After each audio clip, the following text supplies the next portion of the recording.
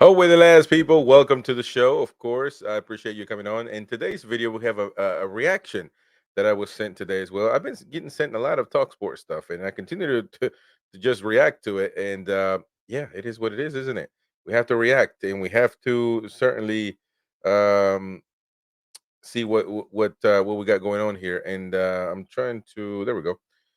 So what we're reacting to is Simon Jordan locking horns with Newcastle fan after Brandon the club's loud atmosphere is a myth. So I guess Simon Jordan says that there is no atmosphere in Newcastle. Let's listen to what this cat has to say. Um, Definitely be interested in to hear what he's got going on. So yeah, let's go. Let's get to it. Of the geography. These games were all in cities in the northeast of England at big clubs who are passionately supported, steeped in football, but who rarely win major trophies. He's right. Yeah. They might not win trophies, but by God, you know all about it when you go to the games. The atmosphere is fantastic. Right. In some cases, compared to down here. Okay. So I think the atmosphere at Arsenal was fantastic. Is it? So what it is, because we've been there and watched it. Okay. It was a You library. saw Arsenal Man City. It was a big one. But there's a universal feeling that the atmosphere at the Emirates is significant.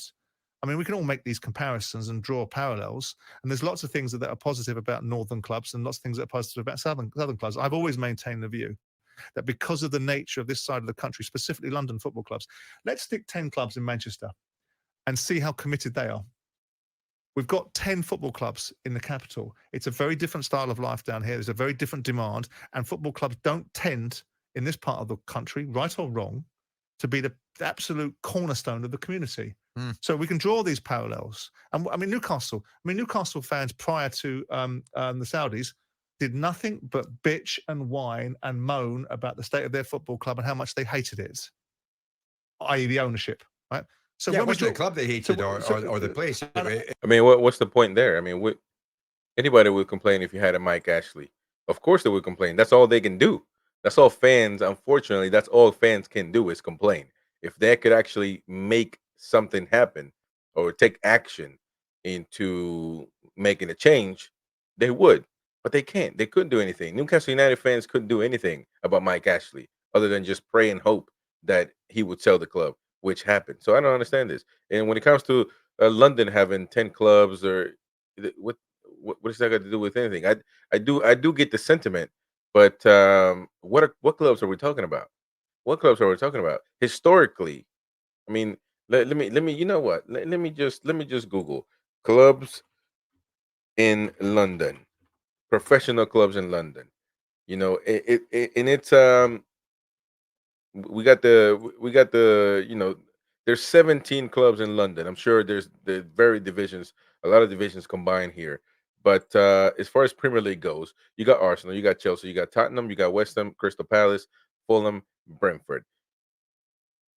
When have I mean I don't understand. None of these clubs have an atmosphere. A lot of people talking about Tottenham recently, but to be fair, they don't really blow you out, do they? Brentford don't exist. Fulham, with all due respect, old club, heritage club. Well, heritage as far as just age, um, don't really blow you out. Crystal Palace, the club that he owned, to a certain extent, don't really blow you out. Arsenal had problems with atmosphere until they made a few changes, and now they're sounding a little bit better. Chelsea, they just complained that they struggle against Middlesbrough because the atmosphere, and it doesn't help that they just put a damn bedroom on one of the boxes. Does it? It doesn't help that. Is that part of the 10 club in London excuse that you let that your fans can go to sleep basically at your club? Is that actually something that are you taking in consideration in your argument? You know, it just makes no sense, Mr. Simon Jordan. But let's keep listening to what he's got to say. It was the ownership. But so what? It all goes with the territory. So what we can do is we can draw these clever little analogies to make a point. It is a clever analogy. I mean, Nevin goes on, if there were awards for the quality of the atmosphere, however, each would be Champions League contenders. Maybe, but the bottom line is that, you know, you look at things and there are cultural differences in terms of the London crowds against the northern crowds.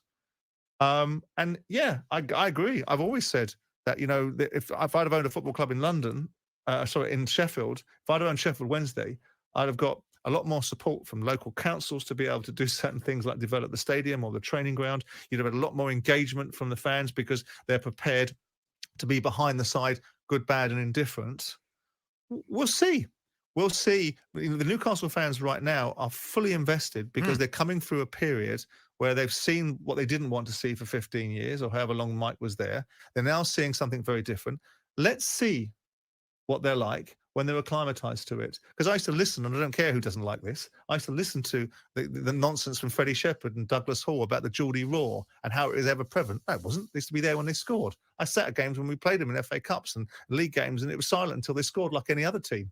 We can create these myths about what is wonderful in one part of the country and what's not wonderful in another. Down here, it's often said there's tourists at grounds down here. 'Cause Loads of tourists. Because it's the bleeding capital of England. What do you expect it to be? You've got football stadiums down here. I mean, look at the atmosphere at Tottenham. Got a problem with that? Have we got a problem with that, Pat? How about bringing that into the analysis? No, that doesn't suit the argument you're making. It's a great So why atmosphere. isn't that an example then? Why are we? Tottenham don't blow me away. And I mean, there's no myth, Mr. Simon Jordan. There's no myth. It's just the way it is.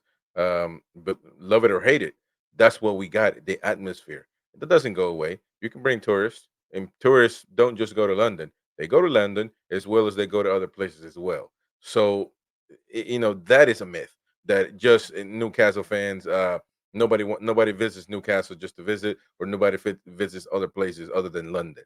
And it's not a myth. The Newcastle atmosphere is real. Ask PSG. Ask PSG. And even though some fans complain that there are some armchair fans out there, it's not the majority, and that's never going to change. There are actually fans that are doing something about it just to stay proactive. One of them is Black and White Army in Newcastle United, and they are trying to continue this legacy of the atmosphere that can never be replicated or changed.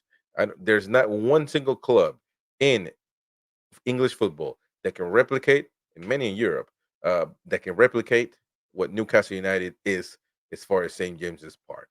And that is the bottom line. No myths, Mr. Simon Jordan. Let's see what else you got to say. Why are we hawking our mutton off to different parts of the country to compare and contrast? You don't like the north-south divide, do you?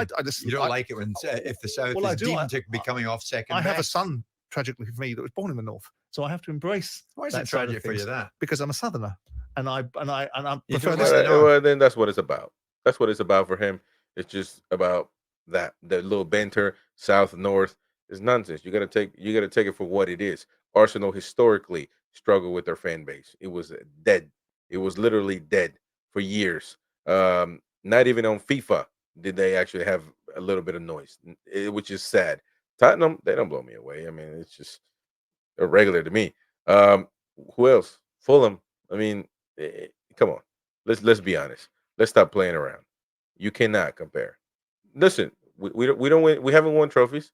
You can say that, but when it comes to atmosphere, not a single club. You can say Anfield to a certain extent, but not a single club matches up to what Newcastle United brings when it comes to atmosphere. So that's just the bottom line. Don't forget to subscribe, smash the like button. My name is Chris. We will see you. Oh, by the way, you can become a patron of the show.